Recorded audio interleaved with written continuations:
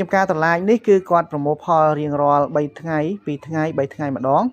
ហើយក្នុងម្ដងហ្នឹងអាចបាន400គីឡូ500គីឡូមានថ្ងៃខ្លះដល់900គីឡូបាទក៏មាន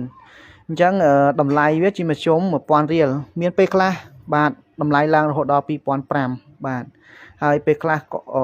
ក៏វាចុះនៅសល់ត្រឹម500បាទ600រៀលដែរប៉ុន្តែ500 600រៀលហ្នឹងគឺរយៈពេលខ្លីទេភាគច្រើនគឺ1000ជាងនិង2000បាទអញ្ចឹងរហូតមកដល់ពេលនេះគាត់ទទួលបានទិន្នផលបាទសរុបទៅគឺ28តោនហើយតាមមើលស្ថានភាពរបស់តម្លៃនេះគាត់អាចប្រមូលផលមិនតិចជាងមួយខែទៀតទេបងប្អូនអញ្ចឹងនៅទទួលផលបានច្រើនទៀតតាមការប៉ាន់ស្មានតម្លៃនេះអាចនឹងទទួលផលបានរហូតទៅដល់35ឬក៏40តោនបាទរហូតដល់អស់ណាបងប្អូនអញ្ចឹងគាត់កំពុងតែបេះហើយដាក់ឲ្យម៉ួយគឺម៉ួយគាត់យកជារៀងរាល់ថ្ងៃតែម្ដងបើសិនជាយើងមានណាបាទប៉ុន្តែនេះគាត់បាន2ឬ3ថ្ងៃទៅបានដាក់ឲ្យម៉ួយម្ដងហើយម្ចាស់គាត់សប្បាយចិត្តមែនទែននៅពេលដែលឃើញទិន្នផលបានច្រើនបែបនេះអញ្ចឹងរហូតមកដល់ពេលនេះគាត់បានទិន្នផលចំនួនគឺ28តោនហើយបាទសូមស្ដាប់ម្ចាស់ចម្ការទាំងអស់គ្នាយើងប្រមូលផលម្ដងវាអាចហ្នឹងហើយ3ហើយបាទ4ខែ500គីឡូ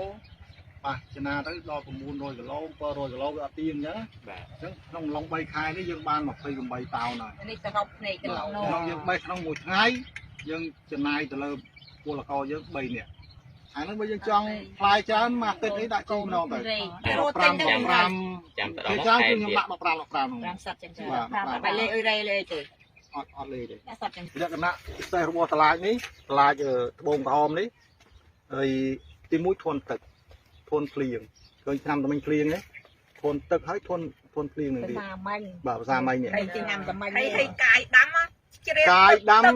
ចេញទឹកតិចតិចយើងកាយដាំហ្នឹងចេញទឹកតិចតិចអញ្ចឹងបានយល់ថាតម្លៃនេះគឺធន់ណាស់ធន់ទឹកហ្នឹងហើយស្រកតិចទេភ្លៀងទឹកទលេវាឡើងមកចិត្តយើងអស់ជំរឿហើយយើងកាយដាំបណ្ដោយអញ្ចឹងបាទពីមុនខ្ញុំលាក់លៀមមែនខ្ញុំទទួលស្គាល់ថាខ្ញុំលាក់លៀមមែនបាទខ្ញុំមិនលាក់ទេបានគ្រួបថងផងណាឲ្យបានខាងនោះអញ្ចឹង3រ៉ៃនេះវាបាន28តោនយើងគួរទទួលយកបានដែរវាបានលុយ20លានដែរធ្វើឲ្យយកបានណា3ខែមើលតម្លៃនេះចេះមានតែទឹកជ័យរហូតនេះមកអត់គាត់ចំនួនថ្ងៃអត់ដឹងទេណាចាប់ដល់ថ្ងៃបេះគាត់មកដល់ចង់ដឹងបាទគាត់មិនដឹងបើយើងគាត់ទៅស្រាប់នេះយកទៅលក់ថ្ងៃនេះប្រហែលផងថ្ងៃនេះប្រហែលផងទឹកឡូអញ្ចឹងតម្លៃដែលគាត់ដាំនេះលើទីដី3រ៉ៃបងប្អូនឃើញហើយបាទហើយរយៈពេល3ខែហើយគឺបេះអត់ទាន់អស់ទៀត